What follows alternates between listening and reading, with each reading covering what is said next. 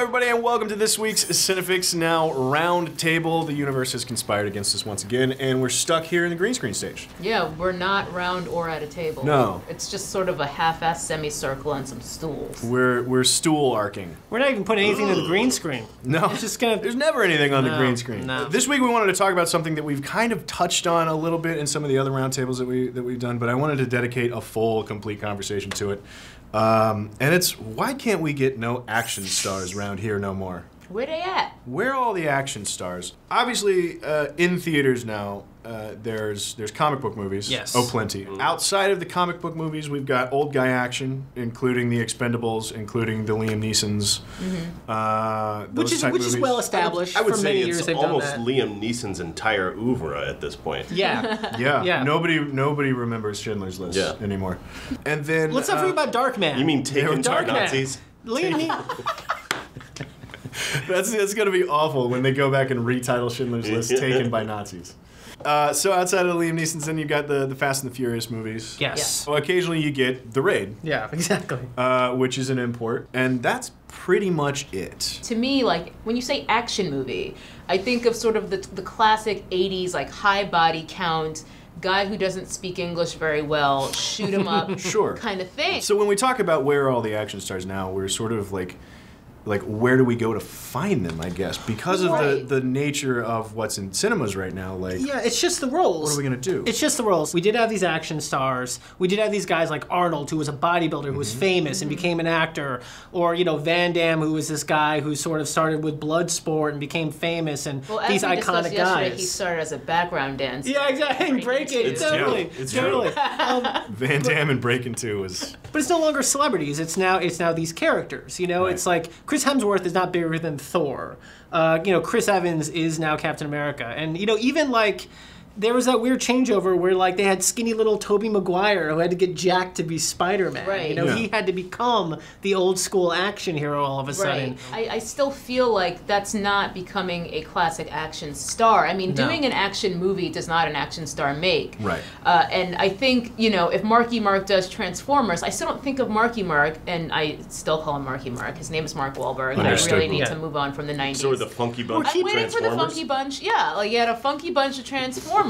But he still goes and does, real movies and things, like the boxer. The fighter. Wow, I'm a grandpa. There are a few guys who are trying to occasionally make attempts at, like, being an action star, like that Taylor, the kid from Twilight. Taylor who looks Lautner. like a Neanderthal. He was in that one movie that he was like running around Pittsburgh that nobody saw. But that was an attempt at being an action star, and it just didn't pan out. Running around in Pittsburgh, starring Taylor Lautner. I think John Singleton directed that movie. There is sort of occasionally an attempt for a younger generation to be the next Stallone, to be the next Weber, and it just seems that there aren't any takers. Perhaps we have people as uncharismatic as Taylor Lautner. We have The Rock. He still does these movies, but they're never like big. Like he did Faster. That a lot of people didn't see. Here's the thing about The Rock, yeah, though. exactly. Like, if you look at like sort of the definition of like breaking out, like The Rock hasn't really broken out yet. Like none of the movies none of his biggest movies have been his movies. Yeah, he's beloved. Yes. Oh, but sure. He doesn't seem to bring all the boys to the yard. Well, I mean, that's great. I mean, the other bit of action that we get, and they just announced they're going to do another one, is Matt Damon in the Bourne movies. Yes, that's exciting. So that's another one. Yeah. That's at least some kind of action. Matt Damon's still, though, not a true action star. Right. I mean, he tried it for a second because he did that Green Zone thing, but still there was a really like political edge to that. He had movie, Elysium. He tried Elysium. Yeah, that bomb. Yeah. I like to think of it in a good way, though. I like to think that there was a time when if you had big muscles and were semi-attractive, it didn't matter if you had a terrible accent. It didn't matter. People like to see that. I like to think now people expect more from their action heroes, guys who can act. Like for instance, Chris Evans, I think is actually a really good actor, but most people haven't seen the two movies he acted good in, which was of course Sunshine and exactly. Sunshine and Snowpiercer were amazing. Most people haven't seen it. So look, he was great in Snowpiercer, but in no way in that movie is he any sort of action star. I think let's take a second. Sure. But let's take a second and try to like nail down what our definition of an action star is, because I think we're dancing around a lot of different things. But like, I think I agree with you. Being in an action movie does not make you an action star. So I mean, like, what the prototypical action star of all time? Well, like who would it be? Is it Bruce Willis? Arnold? It's definitely not Bruce Willis. Definitely not Bruce Willis. No, because Bruce Willis is the guy that started the change. Die Hard is where it all started. He's a precursor to Liam Neeson. Okay. No, like regular guy. Yeah, regular guy. No, that's not true. Death Wish. Death Wish was all about that. Bronson I mean, was that guy. that's also a precursor. Because Bronson was the dude when he had his shirt on, he looked like a normal guy in the subway. Yeah, he was just and then he took his shirt off, and he's like, and you're like, what? Okay, so then like Schwarzenegger then. I would say so. Prototypical Stallone. action star, Stallone. I think Stallone. Yeah, he's the one that sort of weathered the storm the best, right? Yeah, I just think like a lot of it has to do that. with being incapable of acting well enough to do anything else. Honestly, I mean, well, doesn't have something to do with the fact that like calling somebody an action star means that when you go to see them in a movie, you're expecting like a level of action to go with it. Yeah. And I think some of the celebrities or the actors that we're getting now are too diverse for some of that. And it's like, or like the action movie is broken down into like a bunch of other like political elements, like Elysium or anything else like that. But with Schwarzenegger, for example, I mean, he's a classic action star. Yeah. He didn't ever act well a day in his life, except maybe True Lies. He's pretty great. Yeah, but, True Lies is real good. Yeah, I mean, you're there because, you know, he got to start with stuff like Conan, Predator, and then later on he started kind of getting into these more like humor-driven action movies like Kindergarten Cop, The Sixth Day, Junior, Jingle All the Way. Well, I'll put Kindergarten Cop into Schwarzenegger's legit column more than I will Junior or Jingle All the Way. Because Kindergarten Cop was like an action comedy. Right, yes. right. Like, and I think he was trying to diversify his bonds a bit with Junior and Twins, and it clearly was a bad idea, and he kind of got back to his roots with True Lies, which everybody loves. Yeah. If you don't like True Lies, you're wrong. Okay, so if Arnold Schwarzenegger is our prototypical action star, that means we've got, doesn't really need to speak the language. Right. Possibly a bad enough actor that literally all he can do is punch through people. And one-liners. And one-liners. Yeah. And that you go to the theater expecting a certain type of action. Yeah, because of the action. I think Van Damme and Seagal certainly so like, fall in that for example, absolutely. So Schwarzenegger, Van Damme, Seagal, if all you know about the movie is that those guys are in it, you know it's going to be an action movie, and that means that he's an action star. Right. Yeah. Okay. And it pretty much doesn't matter what it's about either. Correct. Plot is not even secondary. Plot is it's on a third tier of taking names. Like every and there's every a level of Seagal movie is the believability same. too. It's like you see this guy on screen and you know that he's going to kick that guy's ass. Yeah. That's an action hero, and that's what we don't have. So who is it? Jason Statham, I feel like, is the closest thing that we have right now. Look, if we go by that checklist, Jason Statham it definitely like ticks off sort of the foreign thing, but he also speaks the language. Right. Well, I mean, that's like the least important. That's But I mean, like if you go down and look at all of them, it's like, oh, that's kind of weird, right? Yeah. That like that's all they can do is like punch guys and barely talk. Yeah. Right. Yeah, Statham, I would say Statham's a lot like Seagal. I mean, Statham's had a few good roles here and there, but he's overall pretty much the same guy in every movie, and that's really what Seagal was. Right. And you go see his Jason Statham movie, you know what it's going to be. Yeah. Like yeah. he's going to be bald, he's going to be shirtless at some point, probably wet, and he's going to kick some ass. Yeah, and it's like very And he'll degrees. drive something. Like, He'll drive something. Like Transporters, they're crazy movies. Yeah. But then you'll do stuff like The Bank Job, but there's still action involved. So Right. you pretty much always get the same thing with him. And Well, and interesting you bring that up because The Bank Job, I went in expecting it to be like 1970s Transporter, and it wasn't. No. It was a drama before it was anything else. That wasn't an action movie at all, and that sort of upset me. Right. So But if we is think about how that a long- tick in the column for Jason Statham as an action star? Well, I don't think. I mean, I'm not going to dispute that he's an action star because I do agree with that. But I don't think he can be considered a newer generation because he's been around probably longer than you realize. Like he's been. I mean, he first kind of came into the forefront of notoriety in like Lock, Stock, and Two Smoking Barrels. Right. And that's not an action movie, but it's got a lot of action in it, and that sort of launched him. So he's been doing these action movies since the early 2000s. He really hit with Snatch. When did Snatch come out? Was that late 90s or early 2000s? That's probably 99-ish. Yeah.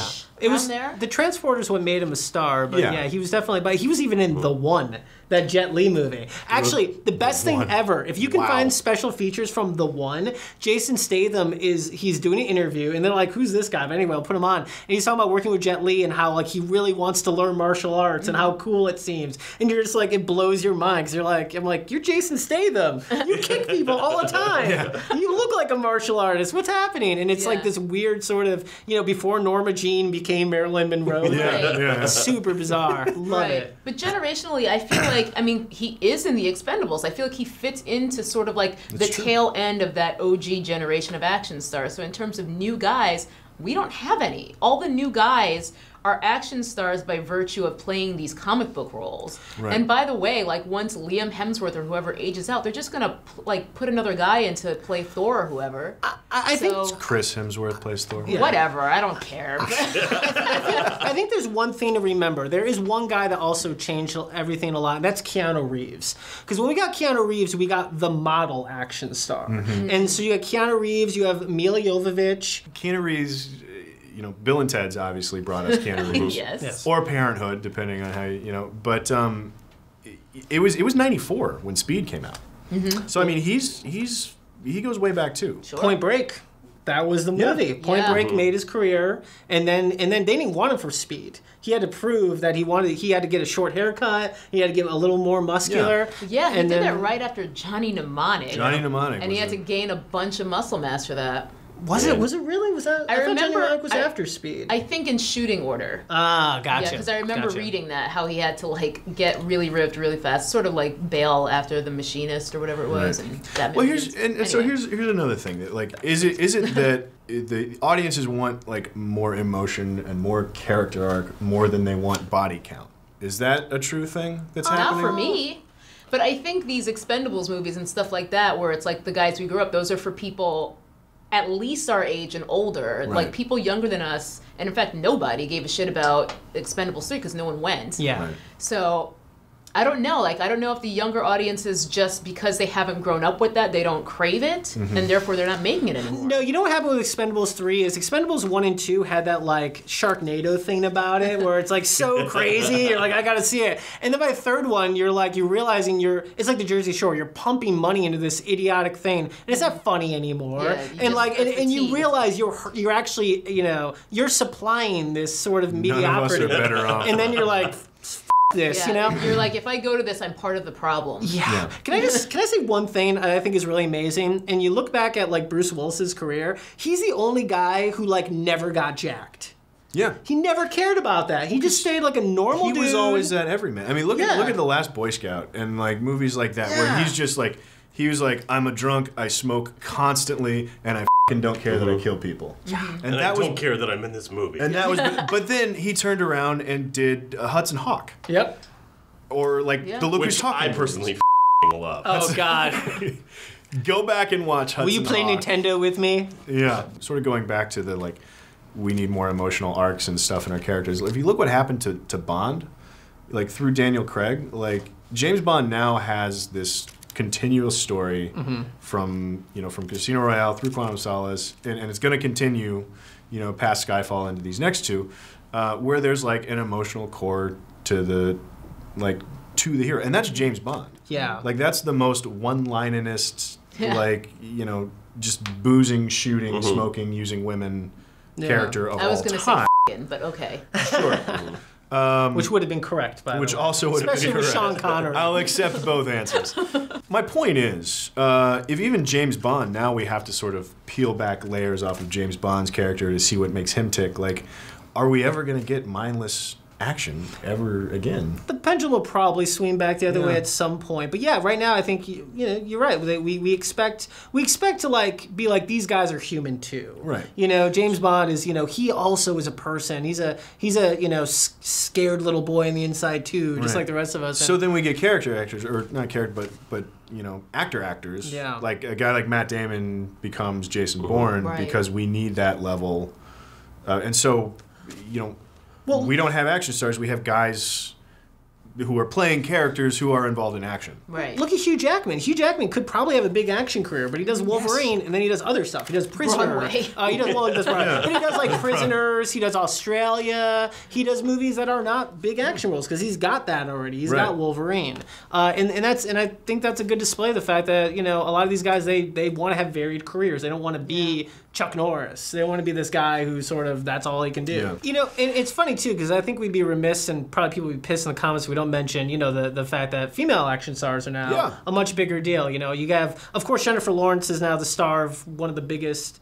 action franchises ever in the Hunger Games, and then you have calling that an action franchise? Yeah. Or is that just like the best example of young adult? My voice in that questioning pitch. I was just like, is it? But what else could it be? Because this is part of the conversation that we're left with right now as action movie fans. It's like Hunger Games is clearly an action movie. The second half is a giant action scene.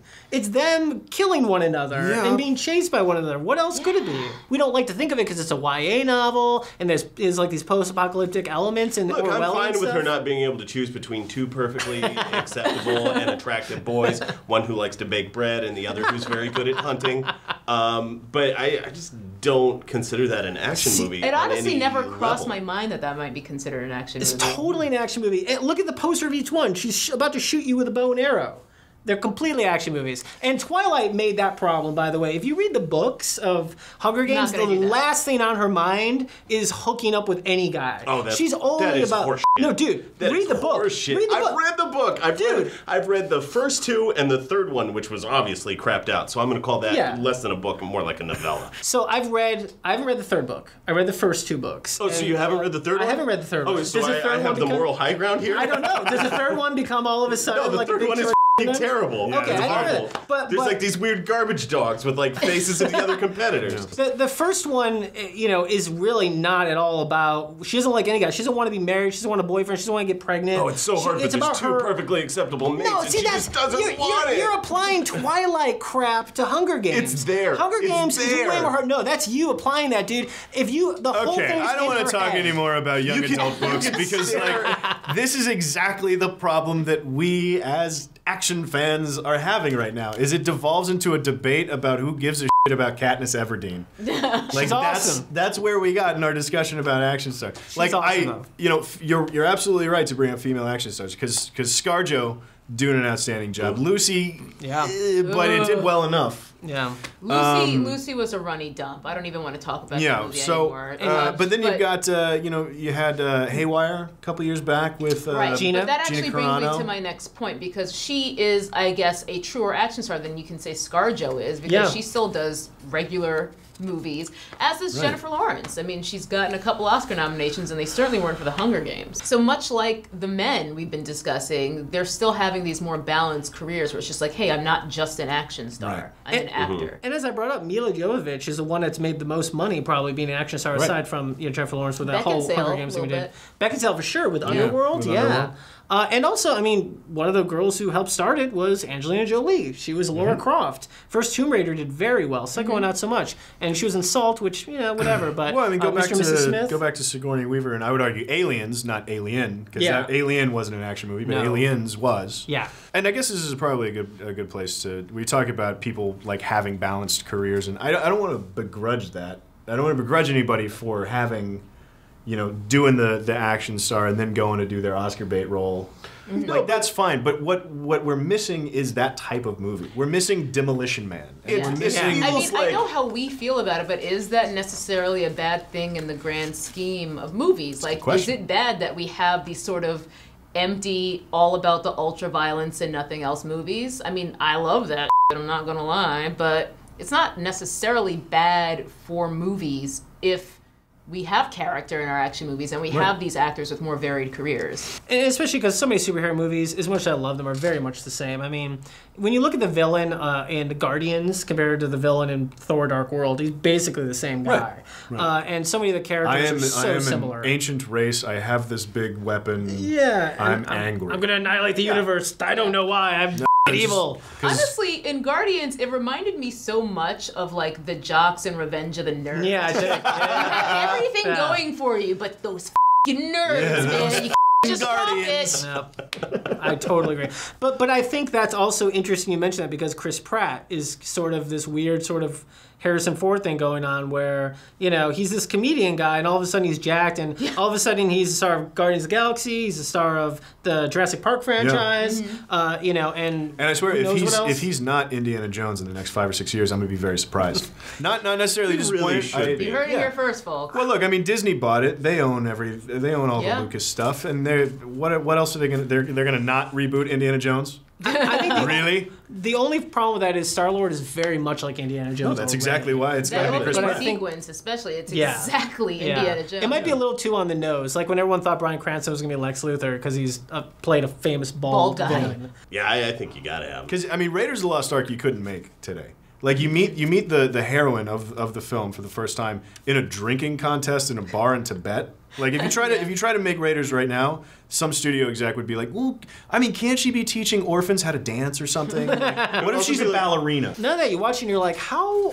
old was she when they had their love affair? Oh, like 13. So long ago? Yeah. You're like, this is sketchy. Yeah, he had sex with a little girl. Indiana Jones had sex with a little girl. It's pretty obvious when you watch it. You're like, this is wrong. Is there a better point that like these movies that they don't make anymore were a direct response to like the excess of the 80s? Yeah, for sure. And now that that's gone, we don't have those movies anymore. Well, you look at the excess in the 80s and even the Cold War in the 80s. I mean, Rocky IV is probably the best example of like this like us versus them. Like we just Red need Dawn this. also. Yeah. I mean, it's like and in how you look at the action heroes too. It's like we just need this like nonstop symbol of that we're just going to get behind and he can do no wrong and he's our guy and he's our hero. Yeah. And that's what we need.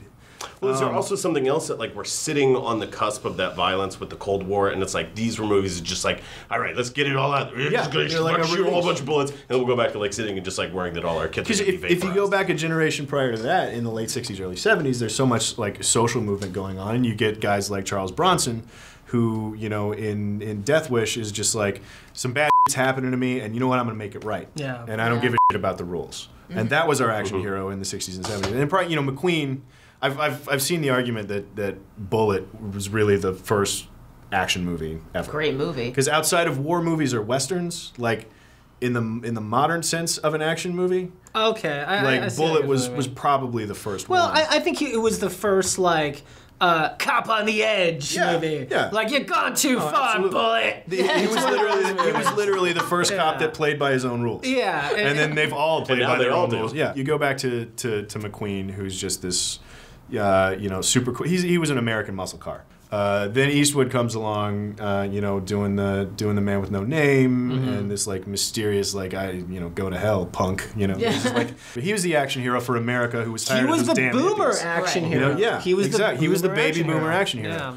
Yeah. And then, like we said, you move into the 80s, there's Excess, there's Cold War, you know, and then in the 90s, we just went insane. Yeah. Like the 90s, because Nicolas Cage was an action star I know. in the 90s. Yeah. Okay, well, looking at who we got coming up, like, where do we have any hope for? I don't know. Maybe all these anti-bullying campaigns have gone too far. So we're not we need to come back around and be pro-bullying. Yeah. And then, We need to instill some more rage into our children. Exactly. I think a big part of it also that we didn't really touch on is it's the studios want to make PG-13 movies so they can make a lot of money. Right. And most R movies that we all love most movies we all love are all these action movies. And Hard R is what I love. That's the thing. You have to make that statement of like, I am going to make an R movie like Dredd.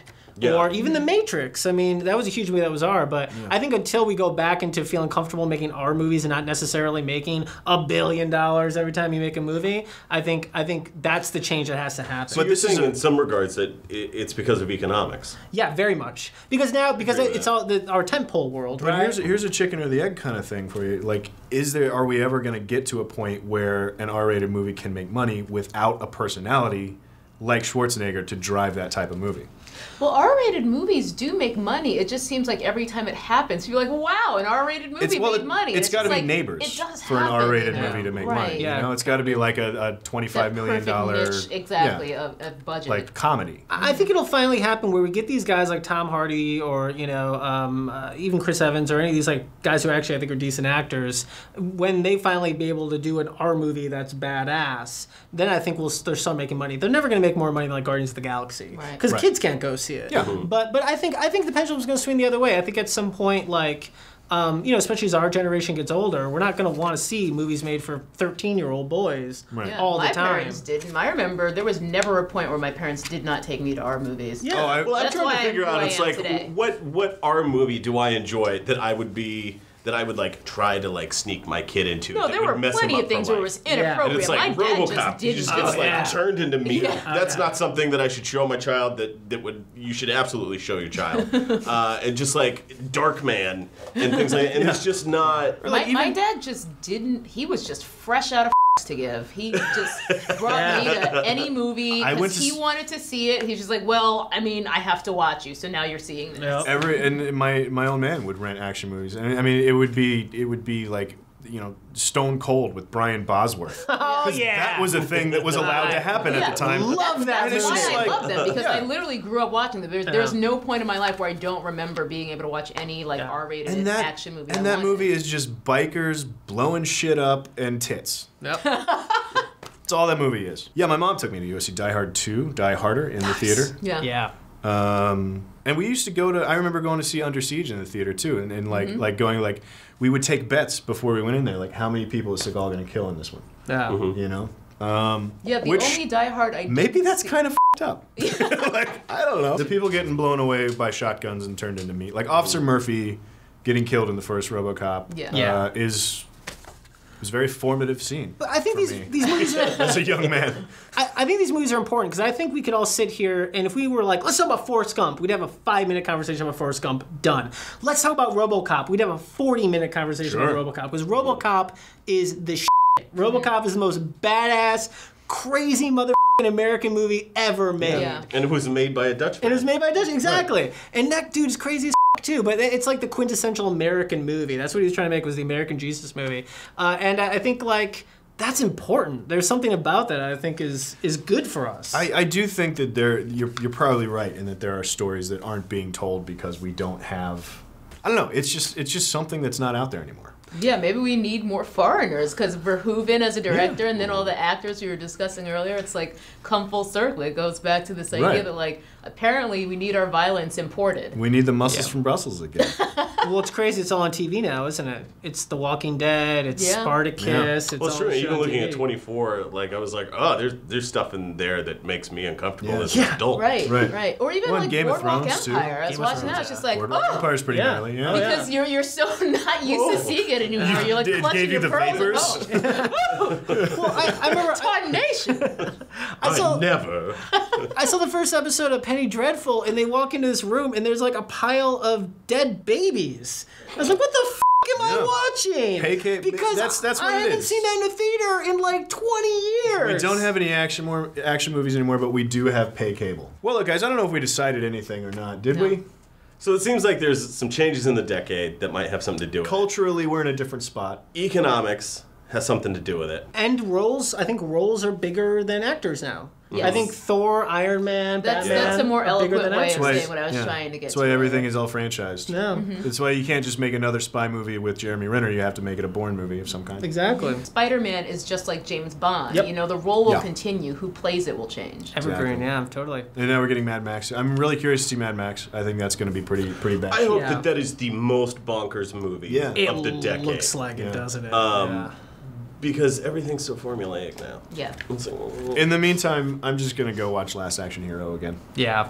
Because that movie was ahead of its time. Yes. And it was brilliant. Go watch it after you watch. What was the other one? And awfully prescient for what we're talking about right now. Yeah. Very much so. It was way ahead of its time. Yeah. It was a witch of a movie. It's a witch. It's a witch. Also, it has Tywin Lannister. Yeah, I was so trying it's to worth remember watching for no other reason than that. There you go. Because he's Definitely. fantastic in there. And Anthony Quinn. Always. And does anyone remember who played Death in that movie, the Grim Reaper? Yeah, Sir Ian McKellen. Yeah, absolutely. He's the best, and of course, written by the director of Iron Man 3, Shane Black. Yeah. Who also starred in Predator. By a story by Zach Penn. Oh, really? Yeah, dude, that movie has like.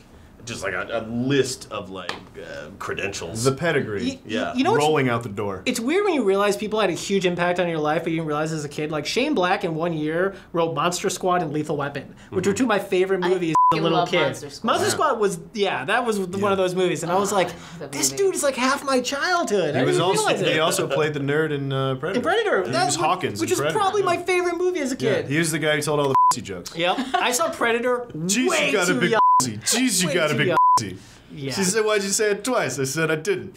And then he has to explain the echo thing. Yeah. Man, yeah, Predator was one that I saw too young. And that one scene in Predator, that's the one that's like that. It's the quintessential what we're talking about with Carl Weathers and Arnold. Yeah. When they meet up and they're like burly dudes. CIA got you pushing too many pencils. That is the portrait of this time. And that was John McTiernan too, who also directed Die Hard. Exactly. Who was a brilliant son of a bitch. Well, now we're just getting nostalgic. So we're gonna cut it off right there. Let us know what you're nostalgic about in the comments below. Let us know what you think of the state of action movies and action stars these days. And click like and subscribe. Come back next time for more movie news on CineFix Now. I don't think we decided a single goddamn thing. Nope. No, we just kind of aired grievances. Yeah, that was fun. That means it's a good roundtable.